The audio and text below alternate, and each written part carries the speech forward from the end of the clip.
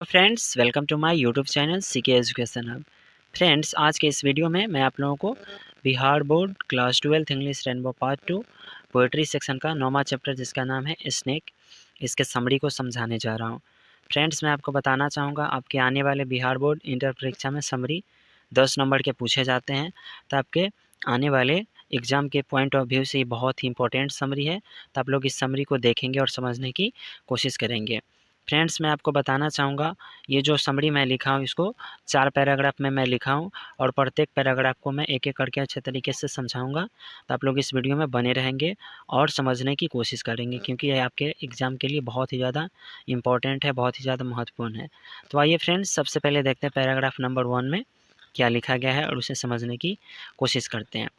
Paragraph number 1 में लिखा गया है, स्नेक इज ए पोएम, यानी ये जो स्नेक है ना, यह एक पोएम है। क्या है? एक पोएम है, यानी कविता है। It is a very nice poem. Friends, मैं आपको बताना चाहूँगा आप जब भी पोएम का समरी लिखेंगे तो उसमें सबसे पहले उस पोएम का नाम देना है और बताना है कि यह एक पोएम है। क्या है? यह एक पोएम है। और ये जो पोएम आप पढ़ रहे हैं तो ये पोएम आपको कैसा लगा इसके बारे में भी बताना होता है, लिखना होता है। ये पोएम मैं पढ़ा हूँ, मुझे ये बहुत ही अच्छा लगा है, इसलिए मैं यहाँ पे लिखा हूँ it is a very nice poem. It has been composed by DH. Lawrence. अच्छा, ये जो पोएम है इसको कंपोज किसने किया है, यानी इसको लिखा किसने है। फ्रेंड्स, आप जब भी समरी लिखेंगे किसी पोएम का तो उसमें रिटन बाय नहीं लिखेंगे, उसमें क्या लिखेंगे? कंपोज बाय लिखेंगे। तो इसको किसने कंपोज किया है? डी.एच. लॉरेंस ने। इनका पूरा नाम है डेविड हार्बर्ट लॉरेंस।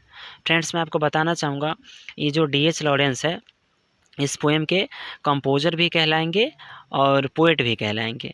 कंपोज़र और पोएट दोनों का मतलब एक ही होता है। आइए फ्रेंड्स, आगे देखते हैं क्या लिखा गया है। He was a very famous poet of English literature. English literature means होता है अंग्रेजी साहित्य, यानी अंग्रेजी साहित्य के ये बहुत ही ज़्यादा प्रसिद्ध पोएट थे। He was also a famous novelist, short story writer and essayist. Friends, मैं आपको बताना चाहूँगा ये पोएट तो थे ही, ये मतलब इस पोएम को लिखे थे इसलिए कंपोज़र या पोएट तो थे ही, साथ ही ये और क्या थे? नोवेलिस्ट यानी उपन्यासकार थे, शॉर्ट स्टोरी राइटर मतलब छोटे छोटे कहानियों के लेखक थे, एंड एसेइस्ट और ये निबंधकार भी थे। नोवेलिस्ट का मतलब उपन्यासकार होता है, जो उपन्यास को लिखता है उसे इंग्लिश में नोवेलिस्ट कहते हैं और हिंदी में उपन्यासकार कहते हैं। शॉर्ट स्टोरी राइटर का मतलब होता है जो छोटे छोटे कहानियों को लिखता है, इसे हम लोग छोटे छोटे कहानियों के कहानीकार भी कह सकते हैं और इंग्लिश में शॉर्ट स्टोरी राइटर कहते हैं। एसेइस्ट मीन्स होता है निबंधकार। क्या होता है? निबंधकार, जो निबंध को लिखता है, जो लेख को लिखता है। देखिए फ्रेंड्स, आगे क्या लिखा गया है। In this poem he talks about a snake that comes to drink water at his water trough. ये जो पोएम है, इन दिस पोएम का मतलब होता है इस पोएम में, इस कविता में, ही टॉक्स अबाउट मतलब वह बात करते हैं, अबाउट ए स्नेक मतलब एक सांप के बारे में, दैट कम्स टू जो आता है, to drink water at his water trough जो पानी पीने के लिए आता है। क्यों आता है? टू ड्रिंक मतलब होता है पानी पीने के लिए आता है। कहाँ पे? तो वाटर ट्रफ। किसके वाटर ट्रफ के पास? द पोएट के वाटर ट्रफ के पास। देखिए फ्रेंड्स, ये जो पहला पैराग्राफ मैं बताया हूँ इसमें ये बताया गया है कि स्नेक एक पोएम है और ये बहुत ही अच्छी पोएम है और इसको डी.एच. लॉरेंस ने लिखा है। डी.एच. लॉरेंस बहुत ही प्रसिद्ध पोएट थे अंग्रेजी साहित्य के। ये मतलब और ही प्रसिद्ध क्या थे? नोवेलिस्ट थे, मतलब उपन्यासकार भी थे, छोटे छोटे कहानियों के लेखक भी थे, ऐसे निबंधकार भी थे। और इस पोएम में वह एक सांप के बारे में बात करते हैं जो पानी पीने के लिए आता है उनके वाटर ट्रफ के पास। आइए फ्रेंड्स, अब पैराग्राफ नंबर 2 समझते हैं, इसमें क्या लिखा गया। पैराग्राफ नंबर 2 में लिखा गया है, in the month of July when the poet goes to drink at his water trough. देखिए क्या होता है, मतलब जुलाई के महीने में, मतलब जुलाई के महीने में गर्मी रहती है, तो ये गर्मी के दिनों में यानी जुलाई के महीनों में, when the poet goes to drink at his water trough जब पोएट जो है ना पानी पीने के लिए कहाँ जाते हैं? अपने वाटर ट्रफ के पास जाते हैं। He sees there a snake तो वहाँ पर वह एक सांप को देखते हैं। किसको देखते हैं? एक सांप को देखते हैं। That is drinking water from his water trough जो क्या कर रहा होता है? जो उनके मतलब वह पानी पी रहा होता है। कहाँ से? तो फ्रॉम हिज वाटर ट्रफ जो पोएट के वाटर ट्रफ से पानी पी रहा होता है। To see the snake poet is confused between his education to kill it and conscience to treat it as a guest. देखिए क्या होता है, जब पोएट अपने वाटर ट्रक के पास पानी पीने के लिए जाते हैं तो वहाँ पर एक सांप को देखते हैं। सांप को देखने के बाद वो कन्फ्यूजन में पड़ जाते हैं, कन्फ्यूज हो जाते हैं, मतलब असमंजस में पड़ जाते हैं। अच्छा, किस चीज़ के असमंजस में पड़ जाते हैं? तो उनको न समाज के द्वारा जो एजुकेशन मिला था, जो शिक्षा मिला था, वो शिक्षा इन्हें मतलब बोल रहा था कि आप इसे मार दो। एंड इट कॉन्साइंस, और उनका जो अपना जो शिक्षा था, अपना जो बुद्धि विवेक था, वह उनसे कह रहा था to treat it as a guest, कि मतलब इसके साथ ना गेस्ट की तरह यानी मेहमान की तरह व्यवहार करो। तो फ्रेंड्स, ये जो सेकेंड पैराग्राफ है इसमें बताया गया है कि मतलब बहुत ज़्यादा गर्मी के दिन रहता है और महीना जुलाई का रहता है। पोएट जो है पानी पीने के लिए अपने वाटर ट्रक के पास जाते हैं। वहाँ पर देखते हैं कि मतलब एक सांप जो है ना उनके वाटर ट्रक से पानी पी रहा होता है। जब सांप को पानी पीता हुआ देखते हैं तो वह उसको देखकर असमंजस में पड़ जाते हैं। असमंजस में क्यों पड़ जाते हैं? क्योंकि उनको ना समाज के द्वारा जो सीख मिला था, जो शिक्षा मिला था, वो उन्हें कह रहा था कि तुम इस सांप को मार दो।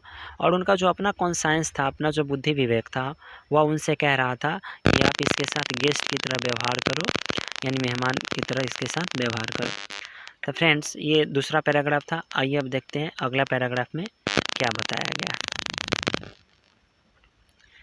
अगला पैराग्राफ नंबर 3 में बताया गया है, yet the poet throws a stick towards him and the snake returns to the same fissure where he came from.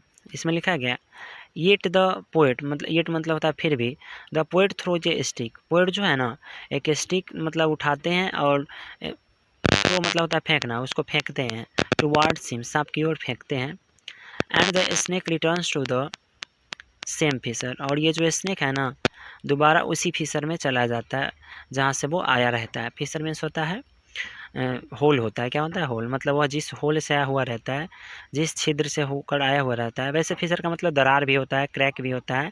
तो वहाँ पे मिट्टी का एक दीवार बना हुआ था और उसी फिशर से, उसी क्रैक से, उसी दरार से होकर ये सांप आया था। तो ये जो है ना मतलब पोएट जो है उसकी ओर एक मतलब डंडा फेंकते हैं, एक स्टिक फेंकते हैं, तो ये दोबारा उसी फिशर में वापस चला जाता है।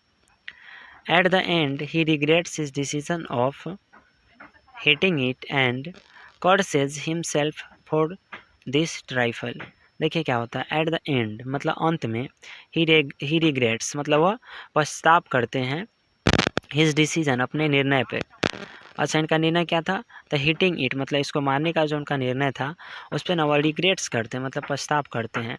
And curses himself for this trifle, trifle means होता है ये मतलब ये जो नीच जो ये घटिया काम किए थे ना, इस पे ना इनको बहुत बहुत ज़्यादा क्या होता है, गुस्सा आता है। मतलब ये खुद को मतलब कोसते हैं। क्या करते हैं? कर्सेस में होता है कोसना, ठीक है, या अभिशाप देना भी होता है, अभिशाप भी होता है।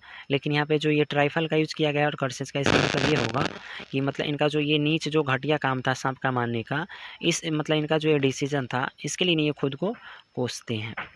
फ्रेंड्स, ये जो तीसरा पैराग्राफ मैं बताया हूँ इसमें ये बताया गया है कि वह मतलब सांप को देखकर कन्फ्यूजन में तो पड़ जाते हैं, लेकिन फिर भी एक स्टिक जो है ना उसकी ओर फेंक देते हैं। जब वो स्टिक उसकी ओर फेंकते हैं तो वह दोबारा जो है ना सेम फिशर में वापस चला जाता है जहाँ से वो आया रहता है। फिर क्या होता है, लास्ट में ये ना रिग्रेट करने लगते हैं, पछतावा करने लगते हैं अपने निर्णय पे, अपने डिसीजन पे, कि मैं क्यों उसकी ओर डंडा फेंका और मैंने क्यों उसे मारा। और ये इनका जो डिसीजन होता है, इनका जो ये ट्राइफल होता है, इनका जो ये नीच काम होता है, इसके लिए खुद को कोसते हैं। आइए फ्रेंड्स, लास्ट वाला पैराग्राफ देखते हैं इसमें क्या लिखा गया।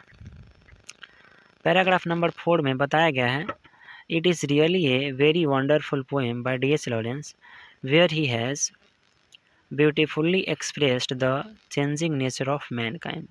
मैनकाइंड में से होता है मानव जाति या इंसान भी बोल सकते हैं।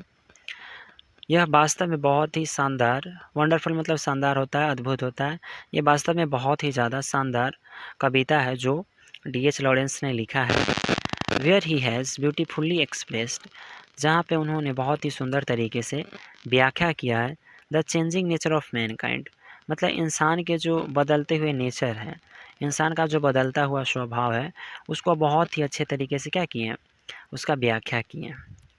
तो फ्रेंड्स यही था स्नेक का समरी, जिसको मैं 4 पैराग्राफ में लिखा हूँ।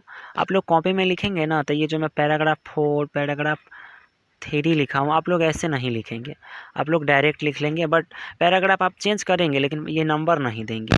और एग्ज़ाम में भी जब आप लिखेंगे तो ऐसे ही लिखेंगे, बट उसमें जैसे मैं लिखा हूँ ना यहाँ पे पैराग्राफ नंबर 1 2 3 ऐसा करके आपको नहीं लिखना है।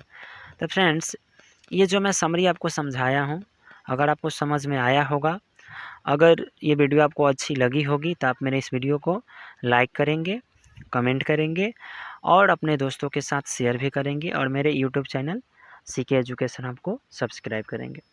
तो फ्रेंड्स मेरे वीडियो को देखने के लिए धन्यवाद। मिलते हैं इसी तरह के फिर कोई दूसरे इम्पोर्टेंट नए वीडियो के साथ।